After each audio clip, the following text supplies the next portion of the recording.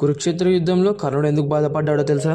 కర్ణుడు కురుక్షేత్రంలో అర్జునుడితో యుద్ధం చేస్తున్న సమయంలో కర్ణుడి యొక్క రథం భూమిలో ఇరికిపోతుంది. అప్పుడు భూమిలో ఇరికిపోయినప్పుడు కర్ణుడు రథం దిగి ఆ రథం యొక్క చక్రాన్ని బయటకు తీస్తున్న సమయంలో శ్రీకృష్ణుడు కర్ణుడిపైకి బాణం వేయమని అర్జునుడితో చెప్తాడు. అప్పుడు కర్ణుడు ఇలా అంటాడు, నేను నీ శస్త్రుని మరియు నా రథం భూమిలో ఇరికిపోయింది. ఇటువంటి సమయంలో నాపై బాణం వేయడం ధర్మమేనా అని కర్ణుడు అంటాడు. అలా అనగానే శ్రీకృష్ణుడు, నీవు అర్జునుడిని రథం మీద లేని సమయంలో యుద్ధం సవాల్ చేసావు కదా కర్ణ అని శ్రీకృష్ణుడు అంటాడు. అప్పుడు అర్జునుడు, కర్ణుడిపై బాణం వేయడం ధర్మం కాదు కదా కృష్ణ అని అంటాడు. శ్రీకృష్ణుడు కర్ణుని వైపుగా వెళ్తూ కాలాన్ని ఆపివేసి కర్ణుడితో ఇలా అంటున్నాడు, కర్ణ, నువ్వు అధర్మం వైపు నీ యొక్క మిత్రుడి కోసం యుద్ధం చేస్తున్నావు. ఓ వాసుదేవ, నేను నా మిత్రుడి కోసం మరియు నా గుర్తింపు కోసం ఈ యొక్క యుద్ధాన్ని చేస్తున్నాను అంటాడు. కర్ణుడు అలా చెప్తూ తన సామర్థ్యానికి గుర్తింపు రావట్లేదు వాసుదేవ అని బాధపడతాడు. అప్పుడు శ్రీకృష్ణుడు కర్ణుడితో, నీ వద్ద నీ యొక్క అస్త్రాలు కవచకుండా నీ యొక్క విద్య నీకు గుర్తుకు రావడం లేదు. ఇటువంటి సమయంలో నీ పైకి బాణం వేయమని చెప్పా, నీ సామర్థ్యం తెలుసుకో కర్ణ అని శ్రీకృష్ణుడు అంటాడు. అప్పుడు కర్ణుడు భూమి నుండి తన రథచక్రాన్ని తీస్తూ చిన్నగా నవ్వుతూ అర్జునుడి చేతిలో మరణిస్తాడు.